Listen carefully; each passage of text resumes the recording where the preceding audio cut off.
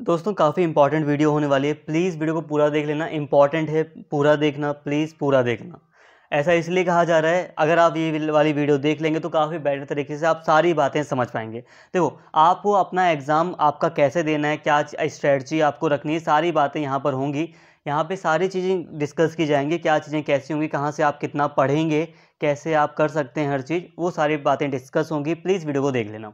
अब मैं आपको अगर इंपॉर्टेंट क्वेश्चन बताऊं तो इंपॉर्टेंट क्वेश्चन आपको अभी करना क्या है, यहाँ पे ध्यान से समझिए। आपकी स्ट्रेटजी मैं बता दे रहा हूँ आपको क्या फॉलो करनी है, आप सारी चीज़ें समझ जाएंगे।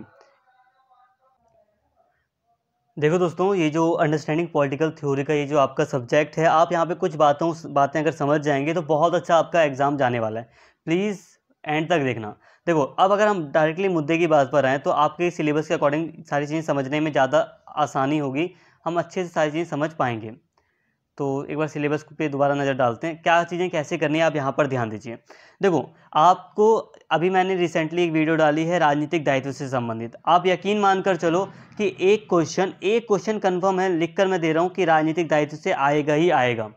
इस यूनिट से एक क्वेश्चन आना ही आना है, सिंपल सी बात है, एक क्वेश्चन आएगा ही आएगा। आप ध्यान से बात सुनो। अगर आप वाली वीडियो देख लेते हो, वीडियो आपको प्लेलिस्ट में मिल जाएगी, यहाँ पे मैं प्लेलिस्ट का लिंक दे दूंगा डिस्क्रिप्शन में, आप देख लेना। देखो, अगर आपने राजनीतिक दायित्व का एक वीडियो देख ली पूरी की पूरी, आपने जो भी नोट्स थे उसको रट लिया, ज़्यादा नोट्स नहीं है, रट लिया, और एक यूनिट आपने कंप्लीट कर दी, तो आपका एक क्वेश्चन कंफर्म हो गया। ध्यान से सुनना, एक क्वेश्चन आपका पूरा कंफर्म हो गया। इसके बाद आता है यूनिट 4। यूनिट 4 में आपको कन्फ्यूज़न करने के लिए आपके सिलेबस में क्या है, थोड़ा सा नारीवाद में बदलाव है। नॉर्मली पहले तक नारीवाद में क्या था कि नारीवाद क्या है आपको ये एक्सप्लेन करना होता था अच्छे से। उसके बाद नारीवाद के जो अलग अलग दृष्टिकोण हैं, अलग अलग जो प्रकार हैं,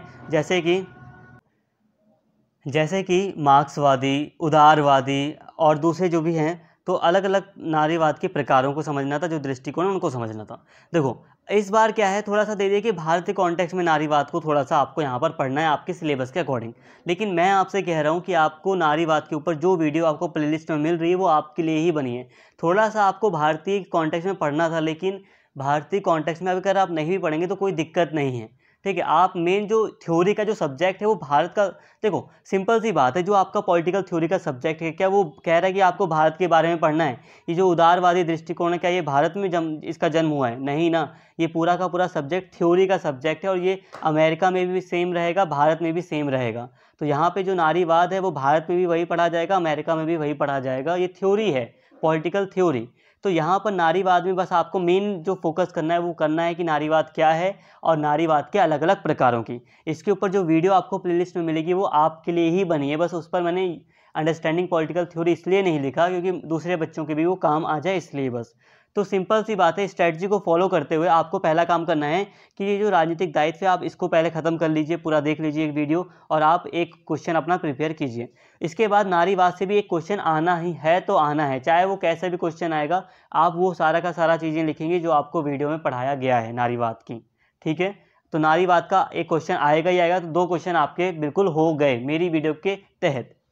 इसके अलावा यहाँ पे आप बात कीजिए, यहाँ पे उदारवाद की बात करते हैं, मार्क्सवाद, अराजकतावाद और रूढ़िवाद की। अगर मैं बात करूँ तो न्यू वीडियो के अकॉर्डिंग मैं बात करूँ तो मैंने आपको उदारवाद पढ़ाया है, ठीक है। मार्क्सवाद, अराजकतावाद और रूढ़िवाद भी पढ़ाया है, बिल्कुल सही है। लेकिन हो सकता है कि पुरानी वीडियो से सिलेबस तो वही था, लेकिन पुरानी वीडियो का मतलब थोड़ा सा हो सकता है मैंने पढ़ाते समय मैं सही से बोल नहीं पा रहा हूँ, आवाज़ धीरे आ रही हो, पुरानी चीज़ें, इसलिए बस थोड़ी दिक्कत हो सकती है। बाकी सिलेबस कंटेंट सेम है, कंटेंट बेकार नहीं है। यहाँ पे आपको अब क्या करना क्या है, यहाँ पर समझिए। आपको जो उदारवाद वाली वीडियो है वो पूरी देखनी है, उदारवाद का टॉपिक आपको प्रिपेयर करना है। इसके बाद अगर आपको मार्क्सवाद मेरी वीडियो से समझ में आता है तो ठीक है, नहीं तो वीडियो में आपको मार्क्सवाद में मैंने आपको जो पढ़ाया है, आप मेरे को जो मैंने पढ़ाया आप उसका स्क्रीनशॉट तो ले लो। जो नोट्स हैं आपको दिखाई दे रहे हैं, जो चाहे बुक का नोट हो चाहे कुछ भी हो, आपको जो नोट्स दिखाई दे रहे हैं आप उसको एक बार स्क्रीनशॉट लेकर अलग से पढ़ तो लो। मार्क्सवाद इतना हार्ड नहीं है कि आपको समझ में ना आए, ठीक है, आएगा समझ में, थोड़ा हार्ड है लेकिन आ जाएगा समझ में। तो उदारवाद हो जाएगा, मार्क्सवाद हो जाएगा, और अगर मार्क्सवाद करने में दिक्कत लग रही है तो आप अराजकतावाद तो करो, बहुत ईजी है, ज़्यादा हार्ड है ही नहीं। अराजकता के बाद के ऊपर जो वीडियो बनाई गई है प्लेलिस्ट में, आप देखिए उसको देखने का मन नहीं है तो आप स्क्रीनशॉट ले लो, उसका जो नोट्स हैं उसमें वो भी आपके काम आ जाएंगे। आप नोट्स पढ़ोगे ईजिली, आपको समझ में आ जाएगा, चाहे वो बुक के नोट हो चाहे कैसा भी हो। रूढ़िवाद, पुराने जो विचार से संबंधित ये जो वाद है रूढ़िवाद, इसको आप समझ लीजिए। वीडियो बनी हुई है पुरानी, अगर आपको उसमें दिक्कत है तो स्क्रीनशॉट लो। मेरा कहने का मतलब है कि आपको उदारवाद, मार्क्सवाद, अराजकतावाद, रूढ़िवाद सारा पढ़ लेना है। अगर आपको सारा पढ़ने में दिक्कत हो रही है तो इनमें से 4 में से कोई 2 तो कम से कम कर लो। उदारवाद तो पक्का कर लो, मार्क्सवाद होता है तो ठीक है, नहीं तो अराजकतावाद या रूढ़िवाद तो कर ही लो। चारों कर लोगे तो ठीक है, नहीं कर पा रहे चारों तो उदारवाद और 2 कोई एक कर लो आप इसमें से।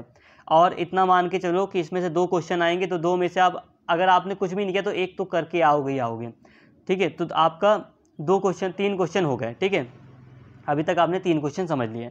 अब यहाँ पर देखिए, अब यहाँ पर एक, जैसे कि मान लो राजनीति क्या है, इससे संबंधित एक क्वेश्चन आएगा ही आएगा। हो सकता है ना भी आए, थोड़ा अलग तरीके से आ जाए, डिफ़िकल्ट आ जाए, लेकिन फिर भी कैसा क्वेश्चन आएगा राजनीति क्या है से संबंधित, जो आप कर सकते हैं। आएगा, ऐसी बात नहीं कि नहीं आएगा, आएगा क्वेश्चन। राजनीति क्या है इससे संबंधित एक क्वेश्चन आएगा, आप कर देंगे। अब आप ध्यान से समझिए बात को। अभी जो मैंने प्रीवियस ईयर के क्वेश्चन पेपर आपको दिखाए थे उसमें 6 क्वेश्चन आए थे, ध्यान से समझना, 6 क्वेश्चन आए थे। 6 में से सभी व्यक्तियों को 4 क्वेश्चन करने थे, लेकिन आप समझो आपका ऑफलाइन एग्जाम होगा और वहाँ पर आएंगे 8 क्वेश्चन। कितने आएंगे क्वेश्चन? 8 क्वेश्चन आएंगे। 8 में से आपको 4 क्वेश्चन करने होते हैं और 4 क्वेश्चन छोड़ने होते हैं। आप छोड़ने पर ध्यान दो, 4 क्वेश्चन करने हैं और 4 क्वेश्चन छोड़ने हैं। कहने का मतलब है कि अगर आपने एक क्वेश्चन राजनीतिक दायित्व से कर लिया, एक क्वेश्चन आपने नारीवाद से संबंधित कर लिया, 2 क्वेश्चन तो आपके ऐसे ही हो गए। अब आप बचा 2, पूरे सिलेबस से अगर सिर्फ आपको 2 ही क्वेश्चन अब आपको करना है, सिर्फ 2 क्वेश्चन आपको करना है, तो आप 2 क्वेश्चन कैसे कर सकते हैं यार? एक क्वेश्चन राजनीति से संबंधित आएगा, राजनीति क्या है, राजनीतिक दृष्टिकोण आ गया तो 3 क्वेश्चन हो गए आपके। और इतना मानकर चलो कि इस यूनिट से 2 क्वेश्चन आएंगे, तो क्या 2 क्वेश्चन आप नहीं कर पाओगे? अगर आप यूनिट 3 पूरी कर लो, अगर आप यूनिट 3 को पूरी तरह पढ़ लो, समझ लो, तो क्या आप 2 क्वेश्चन नहीं कर पाओगे? आप कर दोगे। तो 3 और 2 कितने होते हैं? 5 क्वेश्चन होते हैं, और 5 में से भी आपको 4 ही क्वेश्चन करने हैं। तो टोटल 5 में से आप उन्हीं 4 को अच्छे से करके आना है एग्जाम में, जो आपको अच्छे से याद हो। हमने मान लिया कि राजनीति से संबंधित कोई ऐसा क्वेश्चन आया जो बहुत डिफिकल्ट है, आप नहीं कर पाए। भले ही आपने पढ़ रखा है राजनीति क्या है, राजनीतिक दृष्टिकोण क्या है, आपने पढ़ रखा है, क्योंकि यहाँ पे सिद्धांत आ गया और सिद्धांत का टॉपिक डिफिकल्ट रहा है, आप नहीं कर पा रहे हैं। इसके अलावा जो राजनीतिक सिद्धांत के दृष्टिकोण हैं अलग अलग, ये भी थोड़ा देखो डिफिकल्ट तो नहीं है, लेकिन इसके ऊपर जो थोड़ा बहुत आपको पढ़ाया गया है वो ज़्यादा नहीं पढ़ाया, आप ज़्यादा कुछ लिख नहीं पाएंगे इसके ऊपर। तो मान लेते हैं कि यूनिट 1 से यूनिट 2 से कोई क्वेश्चन आपको नहीं आ रहा, लेकिन तब भी आप 4 क्वेश्चन कर देंगे अगर आपने पूरी तरह यूनिट 3 को कर लिया। यूनिट 4 को अगर आपने कर लिया, भले ही आपने उत्तर आधुनिकवाद नहीं किया, लेकिन यूनिट 4 में नारीवाद को अगर आपने कर लिया और राजनीतिक दायित्व कर लिया, अगर आपने इतना भी कर लिया तो आप 4 क्वेश्चन अच्छे से करके आ जाएंगे। मैं आपको गारंटी लिख कर दे रहा हूँ। अब यहाँ पे ध्यान से एक बात समझ लेना आप। देखिए दोस्तों, जैसे कि यहाँ पर लिखा है राजनीति क्या है, तो राजनीति क्या वगैरह है, आपको जो भी बातें पता होंगी, राजनीति क्या है, मतलब कुछ भी आपको, जो कुछ भी आपको राजनीति के बारे में पता है, वो सारी चीज़ें आपको लिखनी होंगी।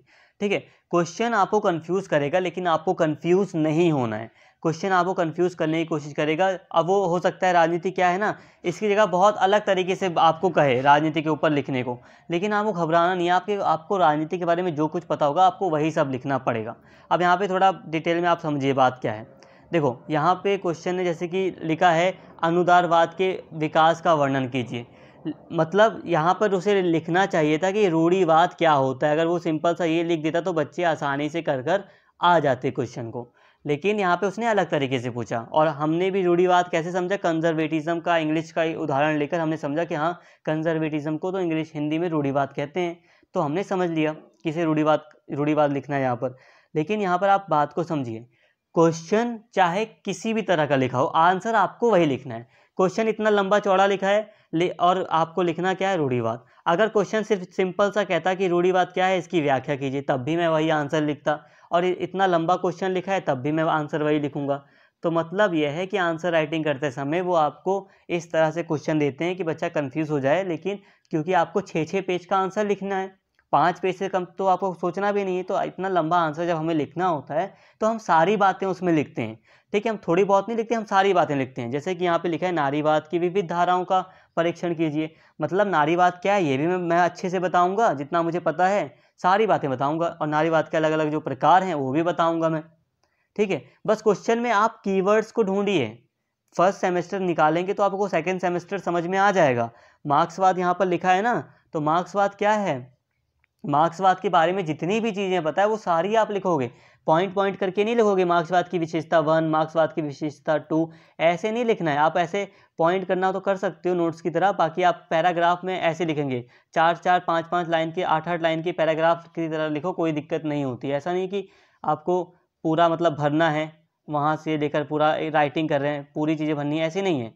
और ऐसा भी नहीं है कि आप एक पॉइंट में लिख रहे हैं, point number 1, point number 2, point number 3, ऐसे तो पॉइंट आपके बहुत सारे बन जाएंगे पेजेस में, 6 पेज में। आपको ऐसे पैराग्राफ की तरह थोड़ा थोड़ा लिखना है, जैसे कि छोटा सा पैराग्राफ हो गया, फिर छोटा सा हो गया, एक पेज में 3 नहीं 4 से 5 पैराग्राफ कर लो। वैसे तो छोटा ही पेज होता है, ज़्यादा लंबा पेज तो होता नहीं है वो एग्ज़ाम का, तो आप 3-3 ग्राफ मतलब पैराग्राफ बनाकर भी लिख सकते हैं, कोई दिक्कत नहीं है। इसके अलावा राजनीतिक दायित्व क्या है, देखो यहाँ पे कितना सिंपल लिखा है ना, राजनीतिक दायित्व पर एक निबंध लिखिए, लेकिन आपके एग्जाम में क्वेश्चन आएगा, एक लंबा चौड़ा क्वेश्चन आएगा आपके एग्जाम में, क्योंकि उनका उद्देश्य रहता है कि वो हमेशा ही कुछ ना कुछ बदलाव करने की कोशिश करते हैं अपने क्वेश्चन पेपर पर, ड्यू एसओएल वाले या ड्यू वाले, रेगुलर वाले, एसओएल वाले सब। तो आपको घबराना नहीं है, जो भी कीवर्ड है आपको कीवर्ड को ढूंढना है, अपने सिलेबस का कीवर्ड ढूंढना। सिलेबस में आपने राजनीतिक दायित्व पढ़ा है, हाँ राजनीतिक दायित्व के बारे में जो कुछ पढ़ा है सब पढ़ा है आपने, सब लिख दो। मार्क्सवाद के बारे में मैंने सब कुछ पढ़ा है तो मैं सब कुछ लिख दूंगा। नारीवाद के बारे में मैंने जो कुछ पढ़ा है सब लिख दूंगा। ऐसे होता है क्वेश्चन। और आपके एग्जाम में जो क्वेश्चन आएंगे वो 8 आएंगे, नंबर ऑफ क्वेश्चन आएंगे 8। तो यहाँ पे आपको 8 क्वेश्चन में से एक 8वां क्वेश्चन नॉर्मली आता है, एक 8वां क्वेश्चन आता है नॉर्मली, जिसमें आपको 4 ऑप्शन दिए जाते हैं, A, B, C और D, 4 ऑप्शन आपको दिए जाते हैं। 4 ऑप्शन में आपको कोई 2 करना होता है, याद रखना। उसमें कहा जाएगा 4 में से आप कोई 2 विकल्प पर आंसर लिखिए। तो 2 विकल्प में आपको 3-3 पेज का लिख देना आंसर, ठीक है, कोई दिक्कत नहीं है। इसमें ज़्यादा अच्छा होता है 8वां जो क्वेश्चन होता है उसे कभी मत छोड़ना। क्यों? क्योंकि उसमें 4 ऑप्शन होते हैं और 4 ऑप्शन में से हर व्यक्ति ने 2 तो पढ़े ही होते हैं, तो 2 तो आपको आते ही होंगे। तो 8वां क्वेश्चन आप छोड़ना मत, 8वां क्वेश्चन जरूर करके आना, देख लेना। और सबसे बड़ी चीज़, इस बार क्योंकि सारी चीज़ें न्यू एजुकेशन पॉलिसी के तहत हुई है, तो कोई भी नहीं कह सकता पक्का कि क्या क्या चीज़ें हैं। ये वही व्यक्ति जानता है जो जाकर एग्ज़ाम देने वाला है। यहाँ तक कि कई सारे जो प्रोफेसर्स हैं उन्हें भी ठीक से कोई जानकारी नहीं है, तो हम क्या हैं।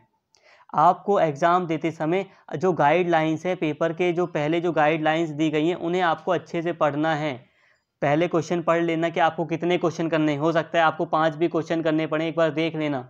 क्योंकि ऑनर्स में तो अब तक तो 4 ही क्वेश्चन करते आए हैं बच्चे, लेकिन एक बार आप देख लेना कि कहीं 5 क्वेश्चन तो नहीं करने, क्योंकि आप बाद में कहोगे अरे सर ने तो 4 बोले थे। क्योंकि इस समय न्यू एजुकेशन पॉलिसी के तहत सारी चीज़ें हो रही हैं, तो आप एक बार चेक कर लेना कि आपको कहीं 5 या 4 कितने क्वेश्चन करने हैं। जैसे कि यहाँ पे लिखा है कि 4 प्रश्न करने हैं, यहाँ पे लिखा है ना साफ साफ, तो वहाँ पे आप एक बार पढ़ लेना सारी गाइडलाइंस, टीचर से एक बार डिस्कस कर लेना क्या क्वेश्चन कितने करने हैं, उसी हिसाब से करना। जैसे कि मान लो अगर 5 क्वेश्चन करने हो तो ज़्यादा पेज का आंसर मत लिखना, ज़्यादा लंबा आंसर बेकार हो जाएगा। और कुल मिलाकर मैं अगर पेजेस की बात कर लूँ, पेजेस कितने लिखने हैं आपको, अगर 4 क्वेश्चन ही लिखने हैं आपको, तो ध्यान से सुनिए। अगर आप यहाँ पे देखो, अगर आपको 4 क्वेश्चन अटैम्प्ट करने हैं तो आप 6 पेज का अपना आंसर लिखने का प्रयास करो। 6 से ज़्यादा हो जाए कोई दिक्कत नहीं है, लेकिन ये मानना कि सभी क्वेश्चन आपके 6 पेज के या 5 पेज के तो कम से कम हो। ऐसा ना हो कि एक क्वेश्चन आपने 6 का लिख दिया और लास्ट वाला क्वेश्चन आप 3 पेज का लिख रहे हैं, ऐसा ना हो, ठीक है। इतना अंतर नहीं होना चाहिए, एक आध पेज का अंतर चल जाएगा, इतना अंतर नहीं। कोई बच्चा 7 पेज का भी कहता है लिखने को तो लिख सकता है भाई, 5 पेज का भी लिख सकता है वो, कोई दिक्कत नहीं है। लेकिन 5 से कम ना हो, 6 से ज़्यादा ना हो, तो ये ठीक है। 6 से ज़्यादा का मतलब इसलिए कह रहा हूँ ज़्यादा ना हो, क्योंकि हो सकता है आप ज़्यादा लिखने के चक्कर में कहीं आगे के क्वेश्चन ही छोड़ कर आ जाएँ, तो छोड़ना कुछ नहीं होता यहाँ पर। ऊपर से यहाँ पर आप बात समझिए, अगर आपको 5 क्वेश्चन करने पड़े एग्जाम में, तो अपना जो 6 वे का आंकड़ा है उसको कम करके 5 तक ही लिमिट कर देना। 4 से 5 पेज का आंसर करने की कोशिश करना, फिर अगर ज़्यादा क्वेश्चन लिखने होंगे तो। समझ पा रहे होंगे मेरी बात आप? तो उम्मीद करता हूँ सारी बातें आपको समझ में आ गई हैं। कोई भी दिक्कत है तो प्लीज़ बताइए। बस यही कहूँगा कि आंसर राइटिंग से संबंधित मैंने आपको यहाँ पे जो भी चीज़ें थी समझा दी, कि आपको बस अपना टॉपिक ढूंढना है। जैसे कि कंजर्वेटिज्म है, रूढ़िवाद है, तो रूढ़िवाद के बारे में जो कुछ पता है सब लिख कर आ जाओ। क्वेश्चन डिफिकल्ट बनकर आने के चांसेस हैं, लेकिन डरा नहीं रहा हूँ, बता रहा हूँ क्वेश्चन कैसे भी बनेगा, बस आपको मैच करना है कि अरे मैंने सिलेबस में ये पढ़ा है। तो यकीन मानो आप जो लिखोगे उसके बारे में आपका बिल्कुल 100% सही जाएगा, कोई गलत नहीं करेगा। क्योंकि यहाँ पे बस एक पॉइंट कर देते हैं, एक शब्द दे देते हैं और शब्द के बारे में पूरी कहानी बतानी होती है, बस ये। उम्मीद करता हूँ सारी बातें आपको समझ में आ गई होंगी। अगर वीडियो अच्छी लगी हो तो प्लीज़, सारी चीज़ें अच्छे से समझ आ गई हों तो प्लीज़ कमेंट करके ज़रूर बताएं। कोई दिक्कत है तो कमेंट करके पूछ सकते हैं आप। उम्मीद करता हूँ वीडियो अच्छी लगी होगी। चैनल को सब्सक्राइब कर लें अगर आपने चैनल को सब्सक्राइब नहीं किया है तो। प्लीज़ दोस्तों, अगर आपको वीडियो अच्छी लगी हो तो चैनल को लाइक करें, वीडियो को लाइक करें और ज़्यादा से ज़्यादा शेयर करें। Thank you.